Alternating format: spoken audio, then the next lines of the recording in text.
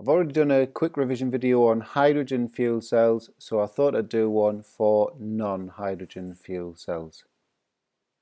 So some essentials first for fuel cells in general. Fuel cells use electrochemical reactions to produce electricity.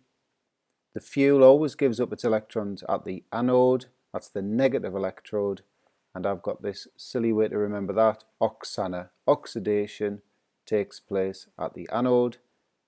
Oxygen always gains the electrons at the cathode, that's the positive electrode, and reduction always takes place at the cathode, so red cat. For fuel cells to work, they need a constant supply of fuel and oxygen. And in fuel cell vehicles, FCVs for short, the fuel needs to be stored in a tank, just like petrol or diesel in a car, and the oxygen comes from the air. So all I've done is look through the old exam papers and I've found two that are linked to non-hydrogen fuel cells, so we'll have a look at those. So here's the first one. New type of fuel cell developed based on methanoic acid and oxygen. We've got the overall equation and we've got the half equation at the oxygen electrode.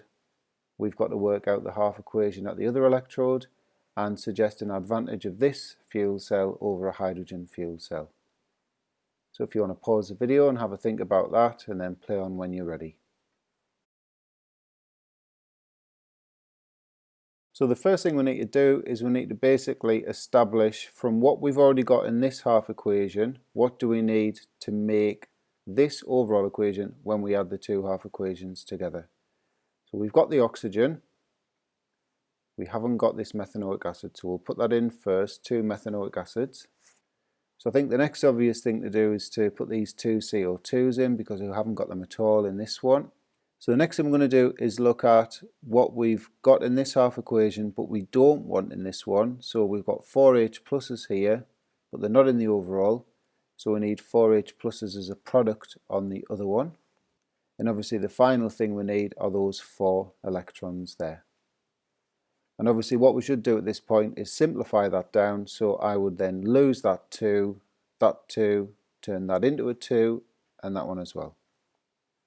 So the last part of the question, suggest the advantage of this fuel cell over a hydrogen fuel cell. Well, it's all around the fact that methanoic acid is a liquid and hydrogen's a gas. So get that in first, and then finally we just need to say why that's an advantage. Liquids are much easier to store than pressurized gases. So here's the next question about the direct ethanol fuel cell, and it's got ethanol as its fuel rather than hydrogen. So again we're given a half equation and we're told that the overall reaction of this fuel cell is the same as for the complete combustion of ethanol. So there's 3 questions to answer. We've got to write the overall equation for the reaction of the fuel cell, deduce the other half equation, and using oxidation numbers show that oxidation and reduction takes place in this fuel cell.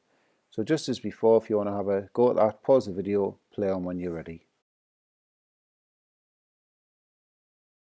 So complete combustion is a reaction in a plentiful supply of oxygen and we produce carbon dioxide and water.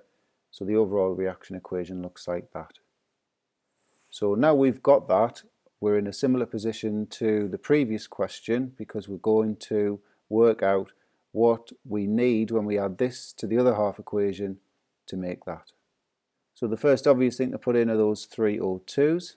So the next thing I'm going to do is, looking at this overall equation, we have got 12H pluses here, but we haven't got any in the overall equation, so we'll need 12H pluses on the left.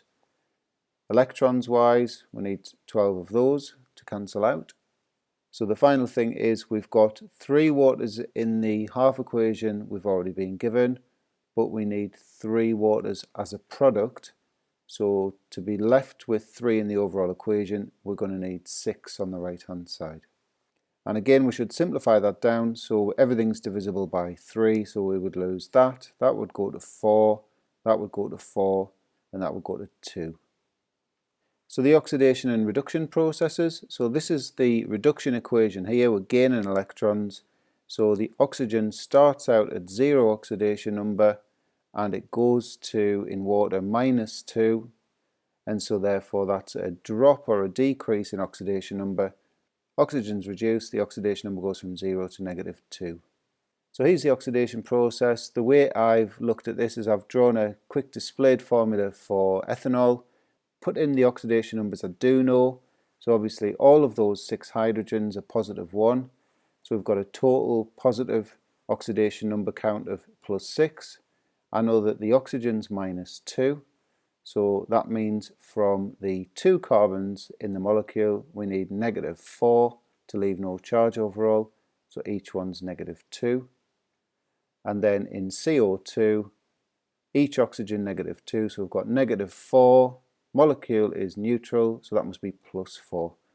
So that's an increase in oxidation number. So that's an oxidation process. So carbon's been oxidized. Oxidation number goes from -2 to +4.